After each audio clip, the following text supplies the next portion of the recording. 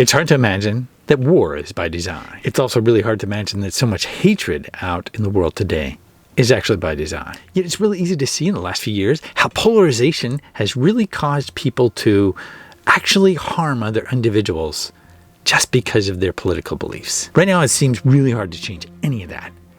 But what if we didn't have to? What if instead we focused on playing music, making love, celebrating life, and that was the real revolution? I know this might seem radical to a lot of you and not really feasible, but what if I told you that was also by design? Because in the most formative years of your life, if you go to any traditional school, you are educated or programmed in a very specific way. And most likely your logical mind is kicking into high gear, as it's been programmed to do since birth.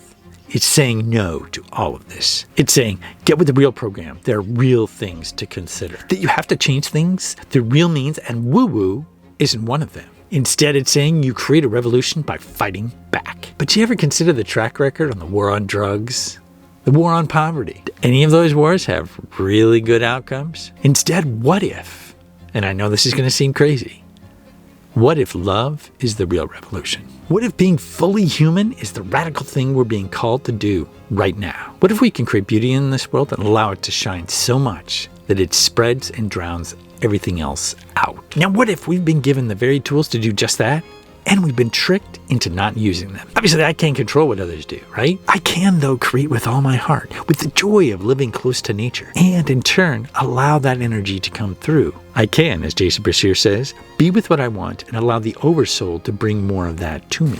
Vision what you want, but do not set any rules, or do not even try to imagine how your future self will manifest out of the conditions of your present self. If you try to bridge that, then you impede the ability of the simulacrum as a builder protocol to draw in all these people and circumstances that were available to you. You just block them all off, because your image of the future now must come to pass by this series of images that you create. You may as well be a uniformitarian. You may as well be believe in natural selection and evolution, because this is exactly what you just commanded the simulacrum to do.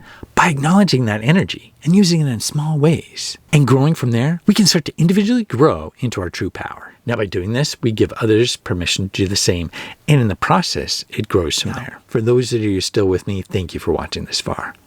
I think we need people like you who have the attention span beyond what most do, and we need to leverage that to our benefit. Our real revolution is in laughing, in connecting with abundance, and knowing that all the current machinations are based on sucking our own energy to focus on what they want rather than what we want. They have no real power without us, and they know it. We've been tricked into giving away our power and then being afraid of the collective consolidation of that same power. This means that our fear is literally of ourselves. Yet all that centralized power taken from our source energy, all of that can be centralized within each individual. From there, it's a matter of following your true spirit and ignoring the crazy. The real radical thing to do here is to break pattern, to take what Jason Brashear talks about, or the law of attraction, and create with joy, with love. We are billions of ethereal sparks passing through a ghostly fire. This simulacrum, this construct, it's full of builder protocols, but they can be used for great evil as well. They always are.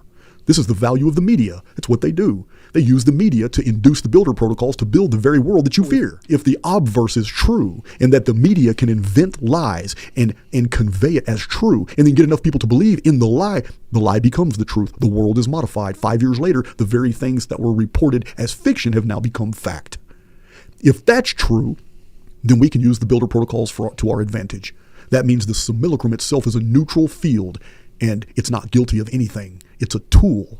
And the only thing wrong here is that you're not using it. Start small and keep growing from there. Create music, be in love, grow things, tend to chickens. Be fully alive in that moment with a focus from being fully in the moment. From there, let those moments grow longer, deeper. That's the real revolution, the real rebellion, because the oversoul, or however you want to name it, has to serve up more of that. And I, for one, am convinced that's what scares them the most. Love, being fully human in joy and abundance of life. In fact, the more we connect with the experiences, whatever experiences that are deep for you, the more that we can shine in many different ways. And the more we do that on a regular basis and allow those pockets to grow, that, my friend, is a revolution. The real beauty behind this is that we can all contribute. I know there's others that say this is stupid and that you should wake up to the real world. And I say, this is actually waking up to the real world. Actual world that most live in is nuts. It's crazy. Literally crazy. And from my perspective, it's the rest of the world that's actually living in this delusion and convinced everyone else it's sane. It's an upside down world. And by literally going within and shining that part of you that's love and joy, by doing that, even though it seems irresponsible and crazy, that's going to make you sane again. Connecting with nature, connecting with the deeper parts of yourself. By doing that more and more, we are all connecting with each other.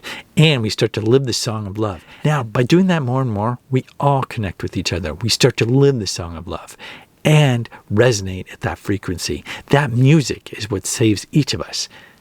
And in turn, saves the world. The more we do that, ignoring our phones, the ongoing theater and other distractions, the more that we laugh at all the craziness, and then fall in love with even the smallest of moments, the more that we expand these pockets and connect with others doing the same, the more that becomes the truth of our reality. Now, the real beauty of all this is that even if we are wrong, we will still have brought joy and love to our own lives and those around us, and lived in that resonance even as the world blows itself up. We still sing that human song of love, and we still appreciate all that's here to the very last moment. We live in love, going to the end with a smile, with laughter and hearts aglow. That, for me, that's a real revolution. You can be sane enough to follow, while the crazy cower in fear of their own shadows on the wall, never realizing they can step out of the cave at any time and enjoy the real world of being fully alive. If you found this video helpful, be sure to give it a like and share it with someone who you think might be inspired by it.